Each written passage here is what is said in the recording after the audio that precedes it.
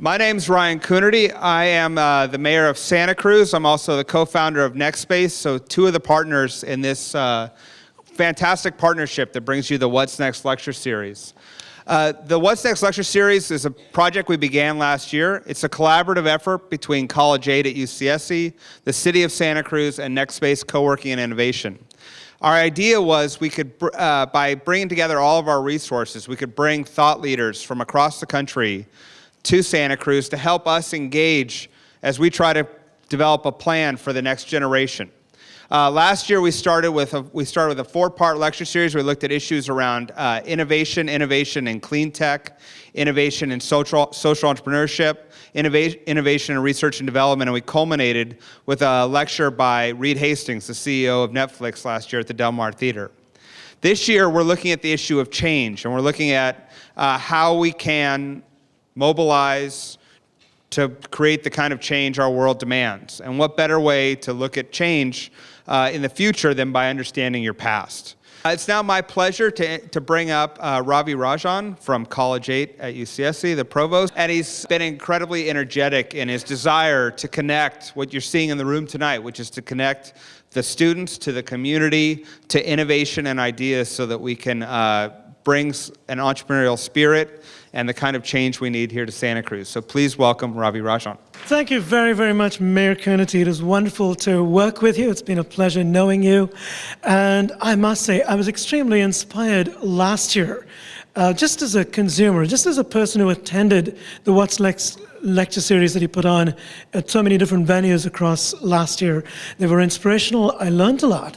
But critically, what I thought was amazing about it, and the reason why I wanted College 8 to be really in and be part of this, is that it provides examples, mentors, exemplars for our students to be pioneers in thinking themselves as entrepreneurs. Now, obviously, these are, for all the talk about the recession and so on, these are exciting times for College 8, UC Santa Cruz, and I believe even the city of Santa Cruz.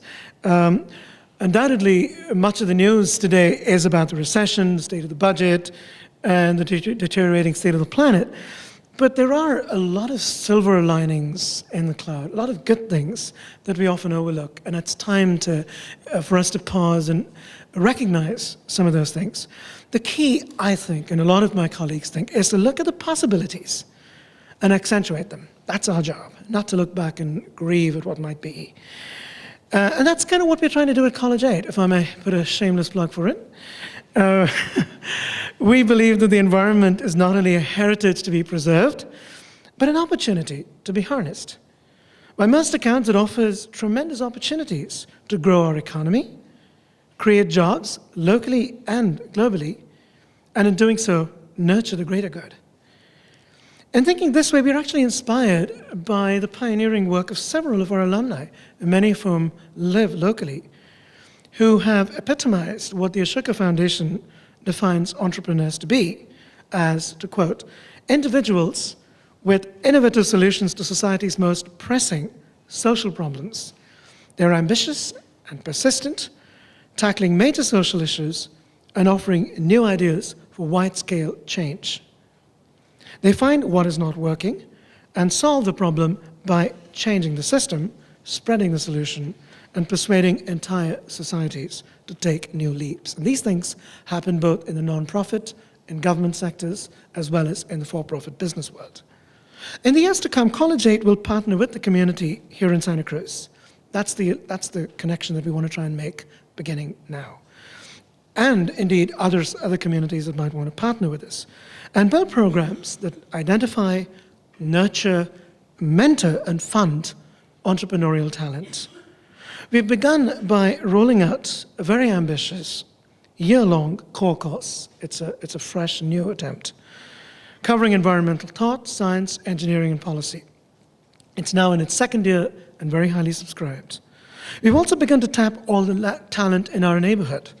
Just next quarter, we begin by invoking the spirit of the age-old apprentice model of education and create masterclasses taught by experts. These courses will emphasize the practical and offer our students a glimpse into the professional universes they might wish to make their own. The first of these classes will be offered, as I said, during the spring quarter and will be taught by 2 Santa Cruz entrepreneurs. And on top of these curricular initiatives, we plan to build a green incubator, which will select exceptionally talented students, fund and financially seed them, and mentor them to build enterprises, which hopefully will contribute in the Santa Cruz community. And here's a shameless pitch. For us to succeed and reach our goals, we obviously need your help. If you're interested in offering masterclasses on the basis of your own formulas of success, or if you have other programmatic ideas that we can actually benefit from, please do not hesitate to contact me. It's very simple. Go to 8.uclc.edu, and I'm just one click away. One more thing. For the last 3 years, College 8 has been working on an endowment and looking for an inspirational name to front our college. 8 doesn't sound like a great name. A few months ago, someone suggested that we name the college for Pete McCloskey, the co-chair of the first Earth Day, the co-author of most of the key federal environmental legislations that we benefit from today. And he was also a great ardent advocate for the local environment in the Greater Bay Area. Now we're actively exploring this possibility. Again, if you're interested in helping us with fundraising to build up this great asset, a college of green entrepreneurship, please just email or contact me. And if your finances to contribute, there's no better cause and no better time. Now, all this having been said, it's my great honor to get to the main order of business today, which is today's talk. It's my honor to introduce our speaker, Professor Douglas Brinkley, a professor of history at Rice University and a fellow of the James Baker Institute for Public Policy. Brinkley is a history commentator for CBS News and a contributing editor to the magazine Vanity Fair. He's a member of the Century Club and the Council of Foreign Relations. 6 of his award-winning books have been selected as New York Times Notable Books of the Year. According to the Wikipedia, his book, The Unfinished Presidency, Jimmy Carter's Journey Beyond the White House, which was published in 1999, is widely considered instrumental in the ex-president's winning the Nobel Peace Prize. For those of us who are scholars of the environment and who care about the environment, his books, The Wilderness Warrior, Theodore Roosevelt and the Crusade for America, published in 2009, and the book we'll be talking about today, The Quiet World, Saving Alaska's Wilderness Kingdom, this book here, 1879 to 1960, are virtual gold standards, as is his work documenting Hurricane Katrina. I could go on probably for an hour, based on what I read about Professor Brinkley, but I suspect it might sort of detract from the purpose of the evening. So instead, I'll merely request you to write down any questions you might have for him. Ladies and gentlemen, please welcome Professor Douglas Brinkley. Well, good evening, and thank you all for coming here. I've been a history professor for quite a while now, and one of my former students used to be Angela, who's here, and invited me here, and I'm glad. Thank you for having me at Santa Cruz. I grew up in rural Ohio, and my parents were high school teachers, and we had a 24-foot Coachman trailer, and we would spend our summers visiting all the great national parks. So by the time I was, and your guys, a lot of the students here, when I was in college, I had gotten to go to the Grand Canyon or Yellowstone or Yosemite, the Everglades, Mammoth Cave, on. And it was a big part of my growing up, kind of discovering wild America. I then went on and did my doctorate in history, but I constantly remember how much I loved all those parks. And so a few years ago, I decided to write a book on Theodore Roosevelt called The Wilderness Warrior. And TR, I'm sure all of you know Theodore Roosevelt, but he was born 1858 in New York, and Darwin's On the Origins of Species came out in 1859. And as a young boy growing up, he wanted to be a zoologist. And so Roosevelt actually majored in naturalist studies at Harvard. Today it would be environmental studies, if you'd like. And so he started writing as an undergraduate. TR wrote a book called The Summer Birds of the Adirondacks and was able to get it published, and decided he wanted to be a naturalist. Life changed for him, but he ended up writing 3 books about the Badlands ecosystem in North Dakota. Great books, beautiful writing. Some of it's about hunting. Some of it is today you would read it and say it's just gorgeous prose about that particular ecosystem. But he became a committed believer in protecting wilderness areas, hence the name of my book, The Wilderness Warrior.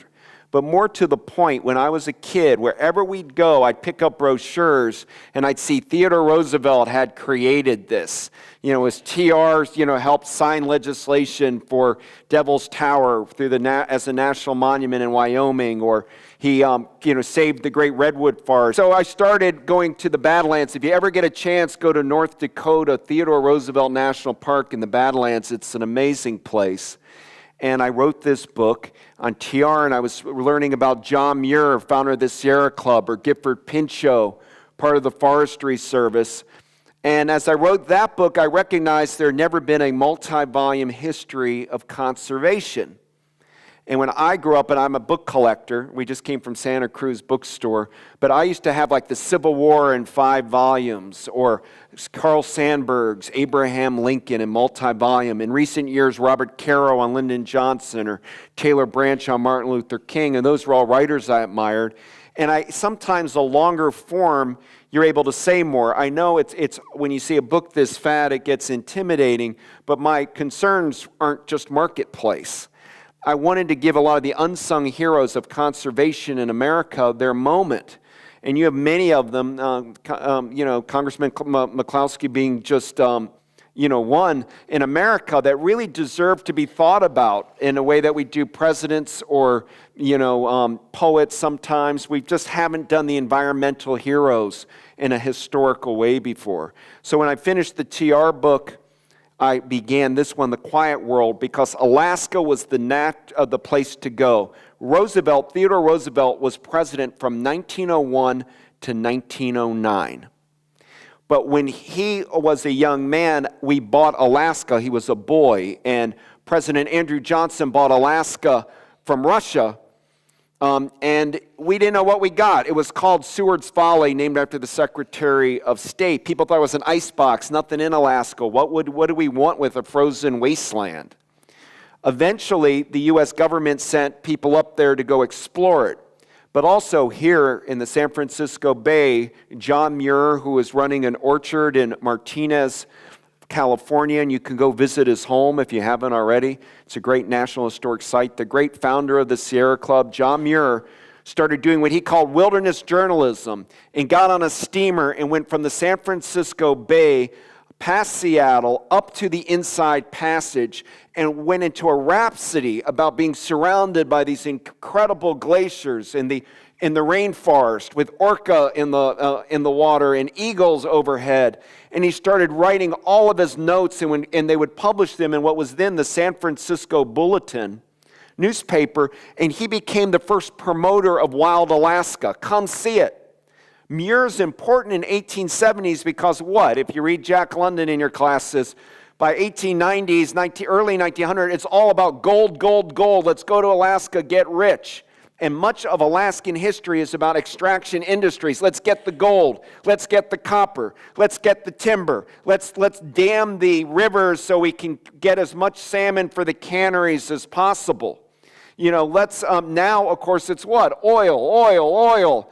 And let's go to Alaska, grab all those resources, make a bunch of money, and not leave the money in Alaska, but bring it to somewhere else. Muir was starting to say there's an economy in ecotourism, what you'd call today, that people will come to see nature at its most magnificent. And he had another epiphany. Incidentally, Muir, besides going constantly, 1879, 1880, he kept going to Alaska. He wrote a book, Travels to Alaska, which got published in 1915. And if you go up on the Inside Passage today, any of you want to go explore Alaska, everybody reads Muir when they go up there. It's like a rite of passage to read him. But he also took a corps and took a ship up to the Arctic and wrote about our Arctic. And by 1899, the big railroad king, E.H. Harriman, who happened to want to build a bridge connecting Russia to the United States, where the Great Bering Bridge used to be. He thought he could build a railroad between the two. But in addition to that, he brought Muir and Miriam and Edward Curtis, the great Indian photographer, and he brought a group of naturalists, a cabal of them, on the George W. Elder, a yacht, and they did the entire coast of Alaska, writing astounding natural history. If you go to Alaska today, around the Chugach National Forest area, you'll find glaciers named after colleges, one named Yale, one named Harvard. They're all naming them after their alma maters. Theodore Roosevelt couldn't go on the trip, even though he wanted to be on the big Alaska thing, because he had just won, he fought in the Spanish-American War, came back a war hero, and had run for governor of New York as a reformer and was governor, so he couldn't go. But that exhibition got 13 gorgeous volumes. If any of you like books, go to your library, and this is where the internet will never replace books. The physicality of these 13 reports with gorgeous plates that came out of the Harriman expedition about polar bear and glacier and all the type of bird life of Alaska. It's gorgeous. Roosevelt was enamored with them, and he became the accidental president, right, in 1901, because he became a VP for William McKinley, and McKinley gets murdered in Buffalo. An assassin shot McKinley, he dies, Roosevelt gets sworn in, and we suddenly have a conservationist president. Not just somebody who cares about protecting our natural resources, who said it was the number one priority of an American is to be a steward of the land, and if you cut a tree, you have to plant two. And throughout his presidency, to 1901 to 1909, he would just designate and push through all of these great reserves. Now, my book, The Wilderness Warrior, talks about all of that. But this book, The Quiet World, shows how TR started saving wild Alaska, the Aleutians he put aside for bird refuges. He created the Yukon Delta Reservation, bird reservation in Alaska, which is the size of West Virginia. The beautiful tropical rainforests on the Tongass and the Chugach are Theodore Roosevelt's national forest up there. And then he left office in 1909. If Roosevelt wanted to run for president in 1908, he could have easily won.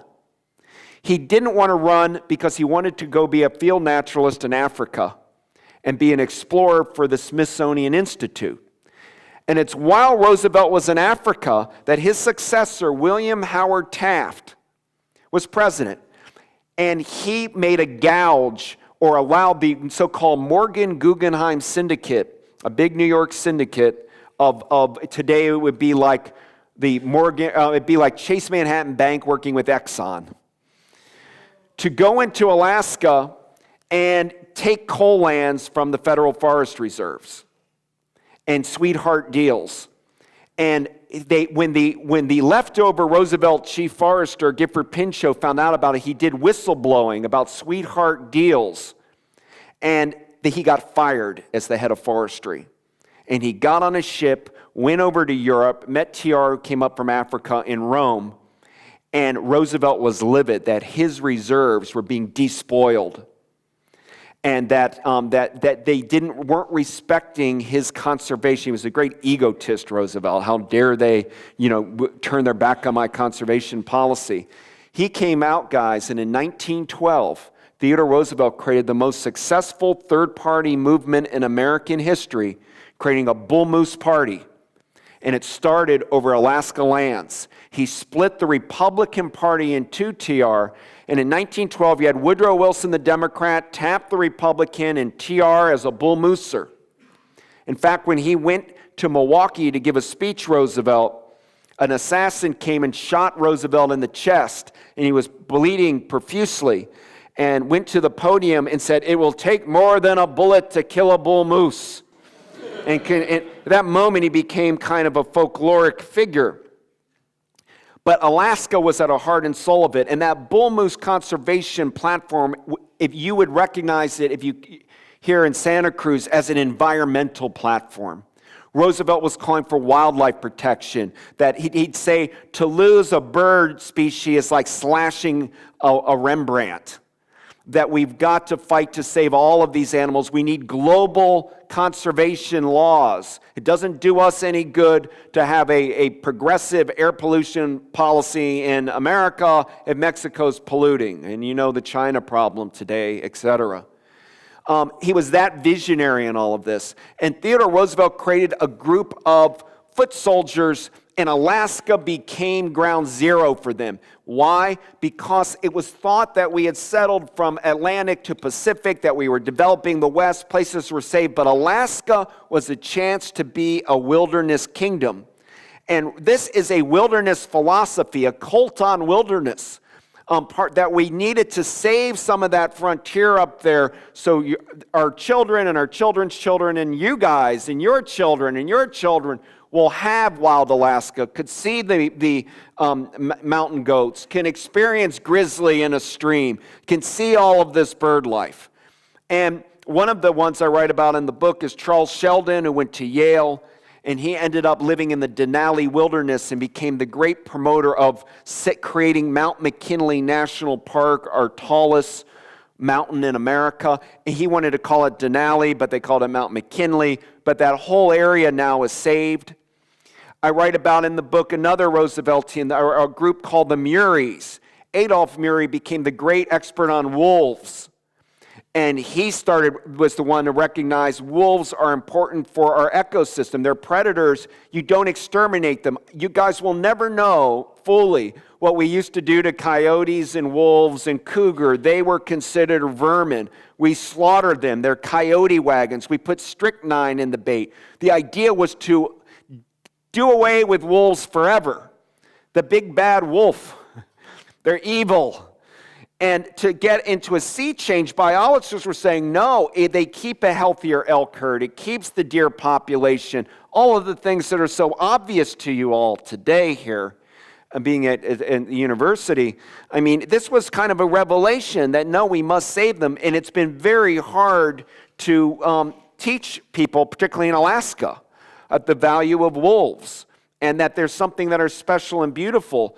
I write about a couple, Olaus and Marty Murray, who got married in Alaska and took their honeymoon on a dog sled throughout the North Slope and worked for the government as biologists trying to save the Arctic.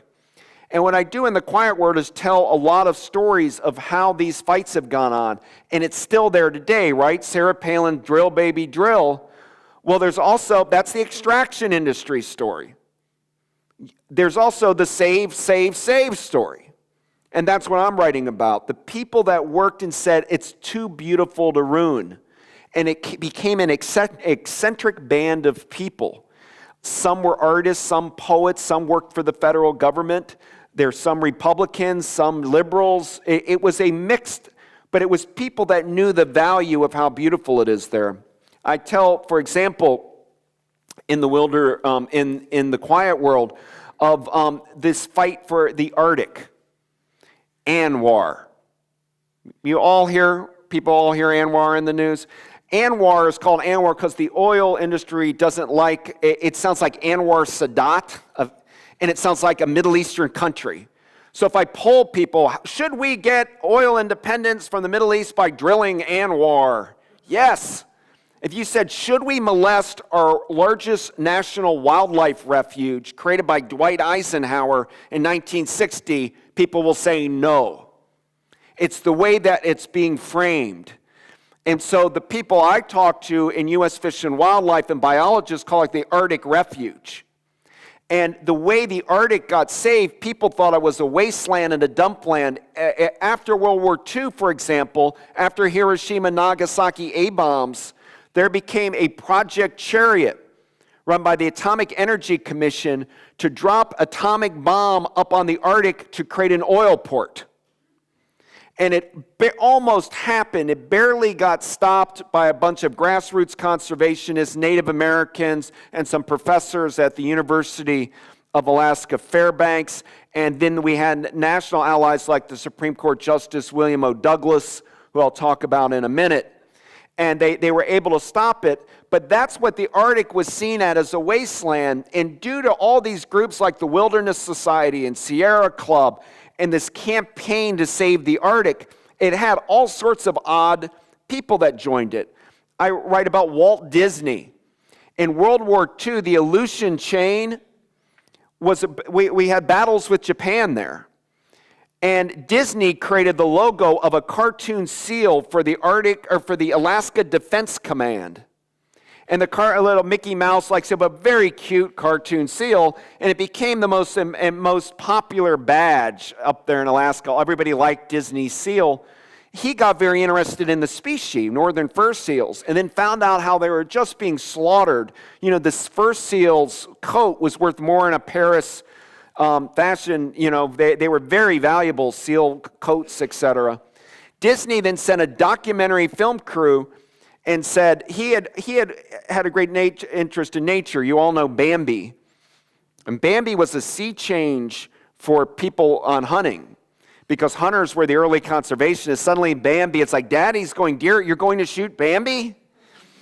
And so it started having an effect, some of Disney's propaganda in a way. And he ended up sending a crew up to do a documentary called Seal Rocks. And Disney wanted the life of these seals all year long. Watch the seals being born, watch them as pups, watch the mother wean them, etc. The whole thing. But the documentary crew also showed humans, people fishing, and what life was like on these Alaskan islands, and the Russian influence. And when they sent the tin can film back to Culver City or back to Hollywood, Disney wired them a Western Union telegram saying, no, only seals only, no humans. The documentarians are like, what? That's just crazy, just seals. They kept filming it. Disney cut it and had this film, Seal Rock, and he was a very famous man and went to RKO, the big distributor of films, and they said, we can't run in a movie theater a film on, nobody's going to come to see a film on seals, Walt, sorry. He had the hubris to go and book a movie theater in Pasadena and ran it for 7 straight nights with nobody in the auditorium, because once you did that, you can qualify for an Academy Award for documentary as long as you had a week-long run. And back then, before Michael Moore or, Alex Gibney, famous documentarians you might know today, back then documentaries weren't that popular in the movie theaters, so when people voted, it's like Walt Disney and 4 others. He won an Oscar for Seal Rock. And RKO then distributed it. And Wildlife, True Life Adventures of Disney became hugely popular and started, he then followed up Seal Rock with one called the White Wilderness, the Arctic. Now Disney did a lot of nature faking. Meaning, because believe me, you don't want a huge polar bear breathing. They are not cute and cuddly. They are huge, powerful creatures. Disney would do all of these playful things. The mother with the polar bear cubs, and here's a Wolverine at play, and here's not showing Darwin tooth and claw too much. Little bit on the candy-coated side of aren't these animals cute, as you would imagine from Disney, who made a career appealing to young people. And he had a woman that lived up there named Lois Chrysler, and her husband Herb lived in the Arctic, and they took everybody was slaughtering. There was a bounty on all the wolves, and they raised all the wolf cubs. So the wolves would run out and be wolves, and at night they'd scratch on the door of this forlorn Arctic cabin, and they'd sleep on the bed with the Chryslers. And Disney got all this filmed, and it made all of the kids of America, oh, wolves are so cute. I want a wolf. They're like little puppy dogs. And the polar bear, and you know how effective polar bears are for the environmental community. Just show a polar bear floating on an ice, and you're like, oh, I'll write a check. And, And Disney did that. I mean, he was playing on the heartstrings of people, but it gave the Arctic a kind of adrenaline boost, a charismatic and exciting, wonderful ecosystem. And so Disney's in the mix, and Disney happened to be a Republican who would do fundraisers for Dwight Eisenhower, and Eisenhower was president in the 1950s. Ike's first term, he had a guy named Giveaway McKay, who was a car dealer from Puget Sound, who hated conservation and was a pure development guy. But second term Ike put in Interior a moderate Republican, Fred Seaton, as our Secretary of Interior.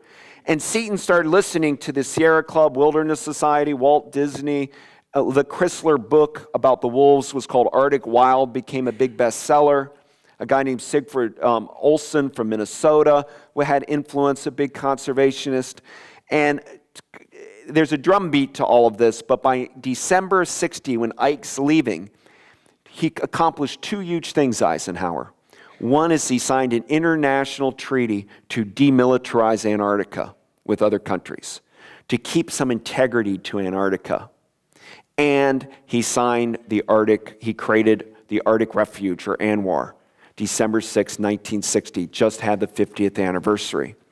The problem comes in, why you're going to hear about ANWR and the Arctic Refuge, whatever you want to call it, in the news soon, is they found oil there in 67 and 68. And the environmental community said, hey, it's our trophy. We've earned it. It's protected. It's our biggest wildlife habitat. And then other people said, well, Ike wouldn't have done it if he knew the oil was there. Part of what was going on of how the Arctic got saved was Alaska was not a state until Eisenhower made it one. And Ike didn't want Alaska as a state or Hawaii as a state in the 1950s, or 49th and 50th state, because he didn't like the political equation. And he was right. When he signed the agreements for statehood, the first two senators from Alaska were Democrats, and Hawaii had one Republican, one Democrat. You guys all know politics. You know, that's something you don't want as president, giving extra Senate seats to the opposition party. We also owned Alaska. It was bought, as I mentioned, by the Johnson administration. Alaska was just a territory for the United States. We used it for military purposes, but we owned the territory. So part of the deal of statehood was Ike and the administration told Alaskans, pick what lands you want to develop, where you think there's timber, where, copper, oil. And what you don't, we're going to cut a deal to create some reserves to placate the environmentalist. So they were pretty happy with the Arctic Refuge. But like, oh God, as long as hunting was allowed, let the conservationists have it. It's not no trees, no obvious wealth. And so, okay.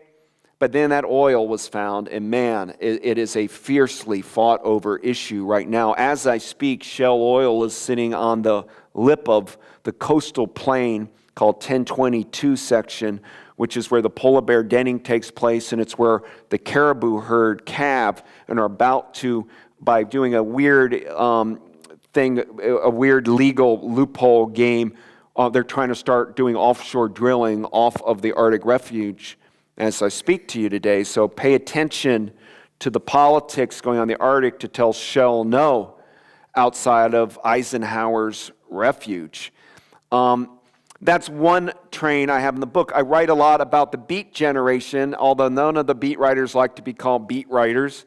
They're writers in their own right. But I do quite a bit with Allen Ginsberg, the poet of How, Gary Snyder, Jack Kerouac. How many of you here have read Jack Kerouac ever? All right, that book of his, Dharma Bums, that came out in 1958.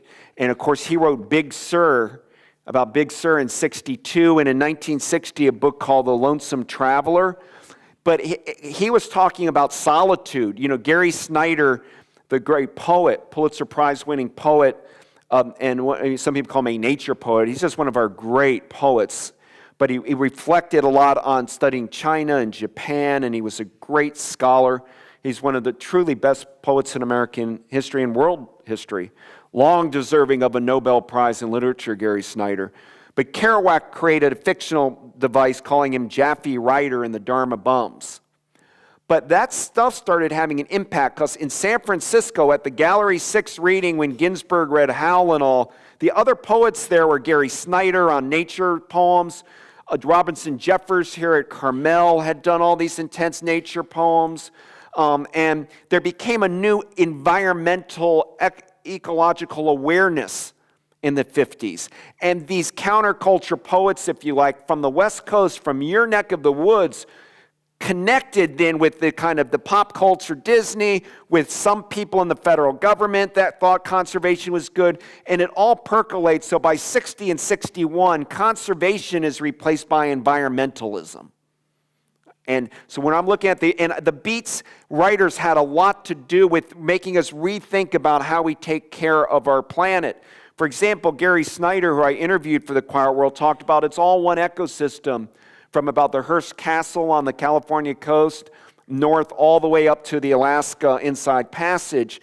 We might call it British Columbia, California, Washington, Oregon, but there's one ecosystem, and you need to treat it and think of it as kind of a holistic way. He created a new map of the world based on the way wildlife and animals, exist, and wrote, incredible poems. Everything about a bear his bear poems are extraordinary, Snyder. And they were being printed out of City Lights books in San Francisco, a lot of them too. But Gary Snyder wrote Rip Rap and Myths and Text in the late 50s, 1960.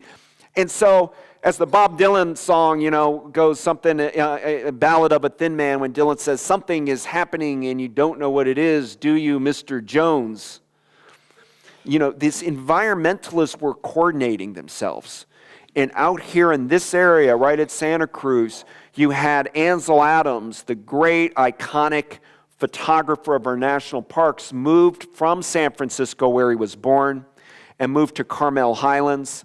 Here at the University of California, Santa Cruz, you have the incredible collection of the unsung hero of the environmental movement, Philip Hyde, who would do all the photography for the Sierra Club and these beautiful color photos. Everybody here, look up Philip Hyde. His archive is here, and he's not being written about properly. But Hyde was used by David Brower, who was executive director of the Sierra Club.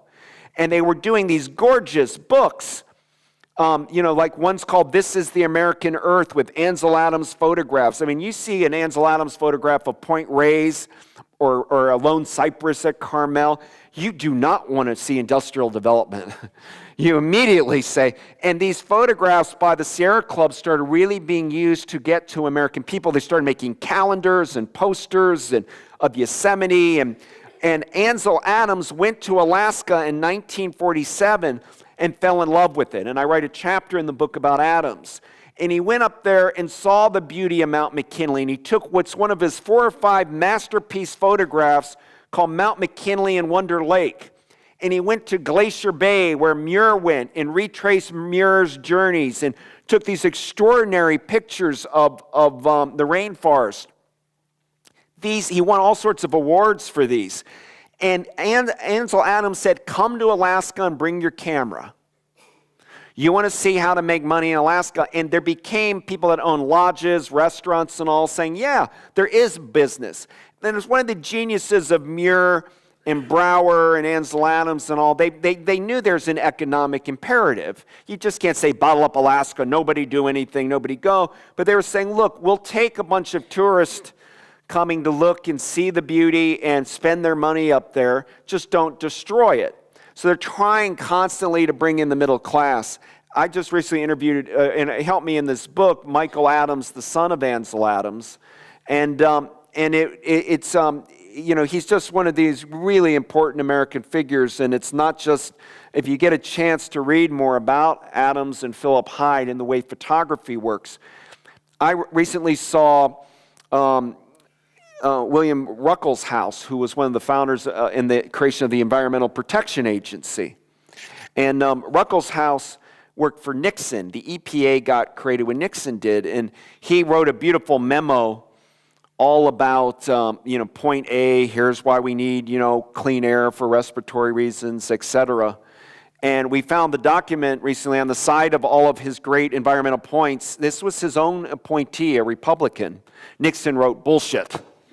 They didn't want to have, this is a presidential document. It's not high, it's like there's the president's handwriting. They didn't like all of this environmentalism coming. The corporate world didn't like to be regulated. And the guy another person that's the connector between Rachel Carson, Silent Spring 62, and modern environmental thinking that you guys all have, and Theodore Roosevelt was our extraordinary Supreme Court Justice William O. Douglas.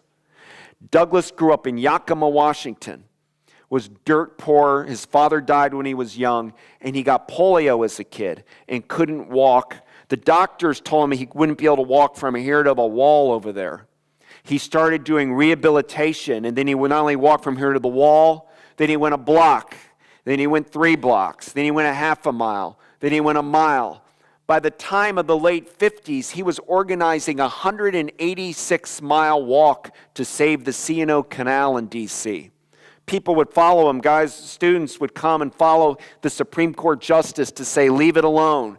He went up to the Olympic beaches in Washington and saved the coast of Washington. Came to California, and this is while he's sitting on the Supreme Court.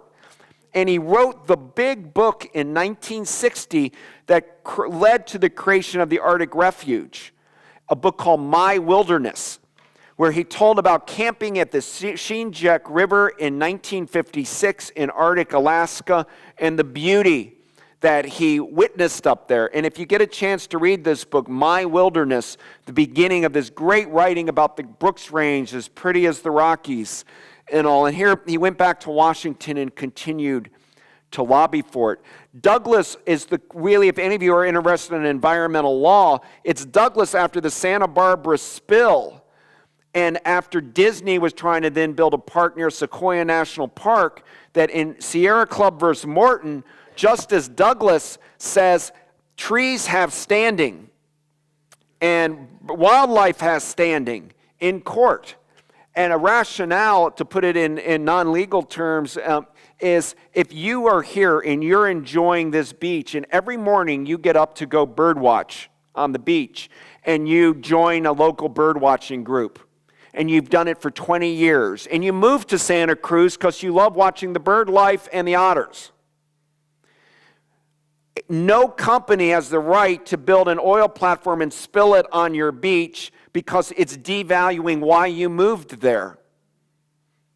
And, this kind of thinking, it didn't get passed. It's not law, but justice was really very out there and rethinking what it means to be a custodian of the environment as a legal scholar, and he wrote it in very clear and vigorous language. And we yet to catch up with Douglas's accomplishments as a wilderness advocate and as a nature scholar. He's the longest serving Supreme Court justice in American history.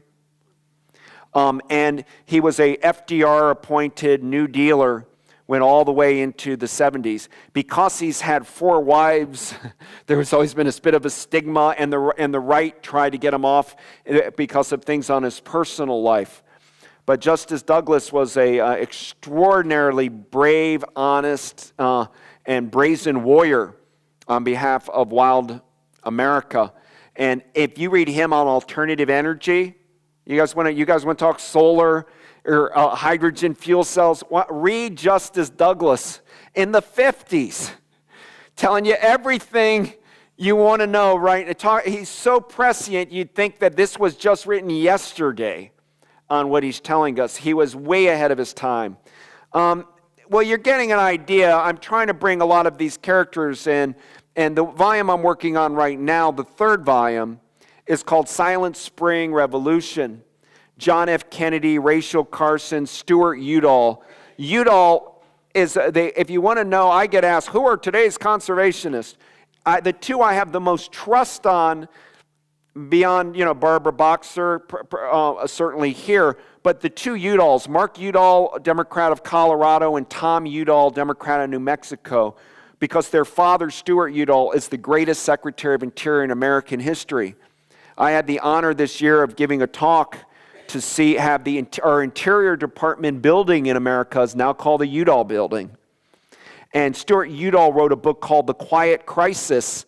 If Rachel Carson's comes out Silent Spring 62 and Secretary of Interior Udall brings the Quiet Crisis out in 63. And by that time, environmentalism's going big time. And by 1964 with Lyndon Johnson, we get the Wilderness Act. Do any of you know when people say land as officially designated wilderness, what that means? It means no roads. It means no imprint, because there became a theory, and I write about Bob Marshall in the 1930s, that if you build a road into a reserve, that's how you get into trouble. People will then want to timber. People will want to mine. That we need patches of wilderness around America that's sort of deeded to the ecosystem. Let it alone. Let it be what it is, because 100 or 200 years from now, when global population goes off the Richter scale, the fact that we've got these untrampled places with no roads, no imprint of man, that's what the Arctic refuge is. If you took a Jeep and drove it on the tundra, it leaves these marks on the ground that last forever. It's so easy and fragile to destroy. And the amazing part is John Kennedy promoted wilderness and Hubert Humphrey, and these guys got it done in '64.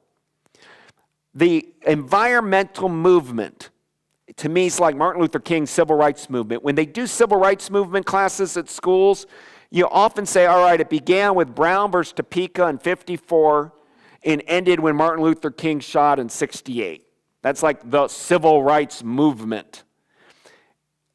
Look, these things are open for interpretation. You don't, bookend dates like that often aren't helpful, but for when we're trying to learn things, it's what it gets. We get brackets sometimes. If you guys want to know my view of the environmental movement that you're all part of, ecology, it begins really in 1960 with the election of John Kennedy, who's unsung and saved Cape Cod National Seashore, South Padre Island, Point Reyes. He gets shot, and Lyndon and Lady Bird Johnson push it through. But the environmentalists were on the offense from 61 to 1980. When Jimmy Carter left office in the end of in December of 1980, was able to add all of these new parklands up to Alaska, putting aside more land than any other president, Carter. By '81, when Reagan came in, it became a rollback of all of that. And it became an effort, which we're still there now, to turn back the environmental movement. Now, many of you may feel it got too extreme, the environmental movement. But we are still now, anybody operating in what they call environmentalists are in a rearguard action. It's historically will be seen what you're doing now for sustainable in some ways as constant rearguard action. We don't have the momentum. Look at the climate debate, global warming, and how quickly things get, the media will discredit it, and then you can't get momentum again, and you had the pop with Gore for a minute, and some of these happen, but young people, including myself, I was a kid during most of that in the 60s. It's really a historical era, and this was where you're going to school. And I'll end with this and take questions. Santa Cruz, this is it, guys. You are at the place where the organic movement in America for organic foods really begins here. One of the key places because California became the bellwether for the country by 61. What happened in California was the trend center, and it trended out of here that environmentalism was in to protect, and when you had things like the tragedies of like Lake Erie on fire or Cuyahoga River on fire, in Ohio, and became all of a movement, and things helped too. Color television helped. In black and white, showing here's the smog in LA looks different than showing it in color. And the advent of color TV started showing environmental degradation in a much more, in a starker way. But when you trace the roots to things, you're right in this circle where you're at is sort of ground zero now for the environmental movement still. And I would say what you're doing here with your campus and bringing the history of environmentalism, it's very important. There's nowhere that understands the grassroots aspect like this area. You can do environmental law at Harvard Law. You can get a great professor of environmental history at University of New Mexico or University of Chicago. But for a kind of culture and a mindset that brings in all of these strands, Sierra Club and Ansel Adams, Jack Kerouac and Stuart Udall, the Big Sur Trust and how a land trust can work, and First National Seashore up in Point Reyes, the whole history that comes inward here from Yosemite and what that meant to John Muir and all. This is it. The leader was the Sierra Club. I write in The Quiet War about the Wilderness Society, and Aldo Leopold was big in the 50s, and it was coming largely out of Washington, D.C., a lot of conservation. By 61, it was coming out of Santa Cruz and San Francisco, and some in Marin. And so you're dealing with a historic legacy here, and I'm hoping to document it in future volumes. And I did Jon Stewart's show, the Daily Show, on my first book on the Wilderness Warrior. It was so heavy he couldn't pick it up. And he got how many sequoias were killed to print this book. But the reason these books are fat, and the next one's going to be skinnier, but I don't want to leave people out. I feel it's the time to be as inclusive as I can. Otherwise, I'll be dealing with celebrities, John Kennedy, Rachel Carson. But I'm writing about all these other grassroots people that did it, and I feel it's their chance. I'm writing these books for libraries for 100 years from now, not today's market thing. So I hope you enjoy the book. Thanks for hosting me here, and I'd love to answer any questions you might have. First question, how do you explain the hostility of American conservatives to conservation? How is it that Christian evangelicals don't seem to care about the preservation of God's creation, the extinction of species? Oh, what an important and powerful question. There are many conservatives that are great personal land stewards. I know ranchers in Texas that do a wonderful job of given where they're at, of being great land stewards. I don't even doubt in Alaska, somebody like Governor Palin, in her personal life, doesn't throw garbage and takes care of her property and is an individual conservationist, but they have zero appreciation of the need for public lands. This history that Theodore Roosevelt created is that we don't know what our pocketbooks are going to be when we get old. But if you have children, you want them to think that when I die, I'm going to be glad that my kids will get to see Mount McKinley and go up there and be unspoiled. They'll get to go see the Everglades. They'll get to go, to the Grand Canyon. And it's our gift. These are our heirlooms to our children. And it's the federal government who's done an extraordinary job of saving these places. It's filled with friction. There are bad moments. I told you about almost an atomic bomb. The federal government Atomic Energy Commission did do nuclear testing in the Aleutian chain. But at the same time, U.S. Fish and Wildlife, C. Otter Jones, a guy that was fighting them. And it'll make you feel pretty good when you recognize our federal government, if lobbied, if pushed properly, if explained, usually does a good job. I have full trust in federal biologists that work for our federal government as being honest. Obviously, you can find a couple of ones that are bought off here and there, but by and large, there are a lot of people in integrity that are working on animal game management, working on diseases and tree problems. So if any of you are looking for a career with the U.S. Forest Service or National Park Service or doing wildlife, I think it's a really honorable thing. But the evangelical movement in America, there's some signs that they're starting to look at that. That is one of the hopeful signs is a lot of evangelical groups are. For example, Stuart Udall was a Mormon, and many of the Mormons church has a very fine land ethic and conservationist philosophy. So the hope is that people are going to start coming to an awareness that we are what Roosevelt knew 100 years ago, and Muir certainly knew, and John Burroughs. We are one pulsing biological organism. And I didn't mention to you guys, I'm talking about the 1950s and the Beats, when here from the Bay Area, Crick, Dr. Crick and founding out of DNA and the secrets to man and what that's meant for animal protection.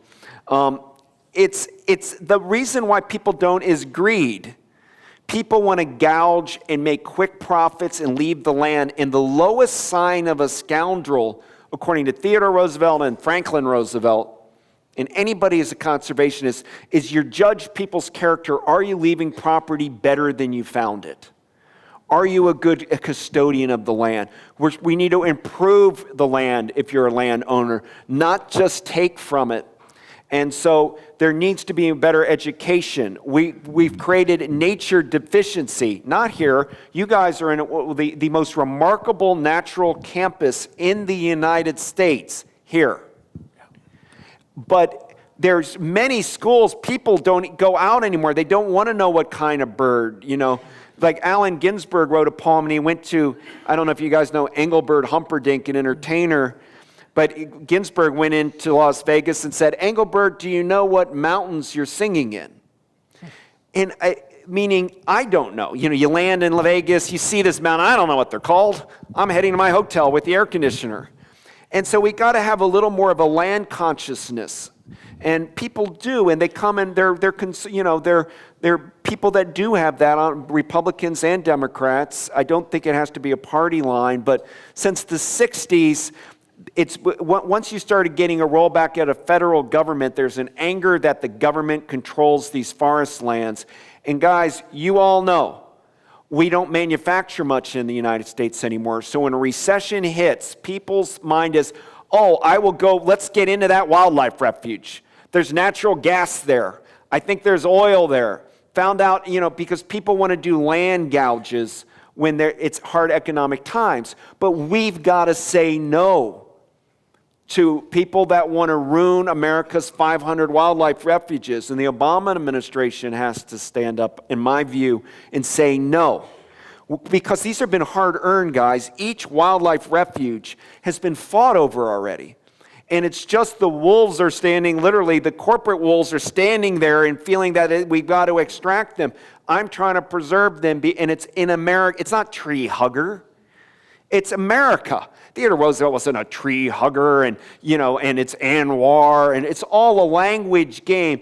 We just want to have a beautiful area like you have here, landscape that's beautiful, local conservation. Nobody's saying not to fish, not to eat food, not to have timber, but do it right. It's sacrilegious to be clear-cutting ancient 2,000-year-old redwood trees for a Pacific Lumber Company out of Houston, Texas, that isn't even putting money into, they just take the money and run. That's what Rooseveltian conservation was saying no to. Roosevelt wasn't against the timbering and logging in Alaska, contrary. But he's saying have medium-sized towns and have local lumber mills that do the lumbering, and the money stays there. You create a sustainable community. You have people that go to school, and then you replant the trees, and you can balance it better on a small level. You just can't have these huge corporate entities come in, do fast clear-cutting, pay people double, so they make a bunch of dough real quick for 5-6 years. Once they clear it, they're gone. And you can't build sustainable living. And I think some of the real pioneers have been the people in the sustainable movement of sustainable communities. And unfortunately, the media world we live in acts like that's all like weird or something. But history will show the sustainability movement of our time right now, I think, being one of the great movements in democratic thinking that's going on of how we can live with our land in a beautiful way. And here in California, you do a better job of it than most places in the United States. Is the human rights claim to a clean environment or healthy environment a viable avenue to conservation and the advancement of environmental goals? And I guess one of the ways we're approaching it is probably to connect someone like Alice Hamilton to Rachel Carson. You probably noticed I'm just an old style narrative American historian, and I didn't do a lot of international thinking because I'm telling old war stories about fights for land and species survival here in the United States. But when I said it ended in 81, we're in a new global. Everything you do now environmentally, I think you have to think of in global terms. And I think human rights are partnered with good environmental policy. I went to Vanity Fair to write an article, you can look it up, on Haiti. I've been to Haiti with Jimmy Carter some years previous, and I went back. I've been there twice this past year since the earthquake. The country's deforested. You can't save Haiti till you get the forest up. Deforestation creates awful problems for country. Fly over Hispaniola and you'll see the line. Here's Dominican Republic forested with rainforest. The other side totally deforested. You want to see poverty and suffering and lack of human rights in the world? Anywhere where it's been deforested. Anywhere where the land has been abused, you will find utter poverty. And the countries of the world that are doing well are ones that developed a sustainable environmental policy for the country. Places like Canada and Norway, and there are many, New Zealand, and these are great countries that, that we can learn a lot about the way they're doing things. The last question I'm going to do is really about what can be done. The question is, how can we, at the student level, as students, do our part for conservation and environmentalism? So what can individual students do? I'll give you a different answer than most people that you're going to get on this will. Find what you love most about nature. What's a passion of yours? Is it wildflowers? Is it birds? I know you love all of the natural setting. And get really involved with the nonprofit group at an early age. You can't do it with 20 of them. But find one that resonates with you and become an activist in that organization. And it could be micro. It could be like your interest is in, saving the albatross. I just was with a guy that's the head of the Trumpeter Swan Society. And you could pick a species even, because some of those smaller groups need a lot of help and they're collecting data on a particular species. Sometimes you get overwhelmed by the largesse of a big nonprofit, and so maybe find a smaller nonprofit that's doing things and get involved with localism, your local environment, where you're living. If you're here in Santa Cruz, what can you do here locally? Involved and get out there with it we've got to start doing nature education. It's called nature deficiency disorder, but the shut off the TV some and shut off the cell phone and shut off the laptops and get out there and hike and learn about the environment here and learn about the land and the beauty of it, and read a lot. Read all of read Emerson, read Thoreau. You've got to become armed with the kind of literature of nature too. And so whatever you go, you might not get it. Everybody should be caring about their local land, their backyard. And you've got this gorgeous landscape around you here, guys. I mean, it's, and yet you can feel how it's worn and getting worn out in places. So don't be afraid to get involved. But when I was in college, I didn't know how to get involved with it. And in retrospect, I'm slowly getting involved with a group called the Black Bear Coalition. They're trying to bring black bear back to Louisiana. It's small. I can feel it. When you have a meeting, you could do it at lunch, and you're getting it in a grassroots way. It's just, I've always loved black bears since I was a kid, so I want to put some time in. I get overwhelmed if it's like, oh, there are 30 groups, and there's this one, and this one, and this one, and they all need money, and so it kind of turns me off from them. So I would say find a smaller one that you can become a leader in sooner than some of the bigger ones that are already doing a pretty good job at fundraising. Your $100 isn't going to mean anything to them, but the smaller ones, your time will mean everything to them. We're so lucky to have Professor Brinkley here. I want to give him a small token of appreciation. This is a key to the city of Santa Cruz. Oh, wonderful. Yay.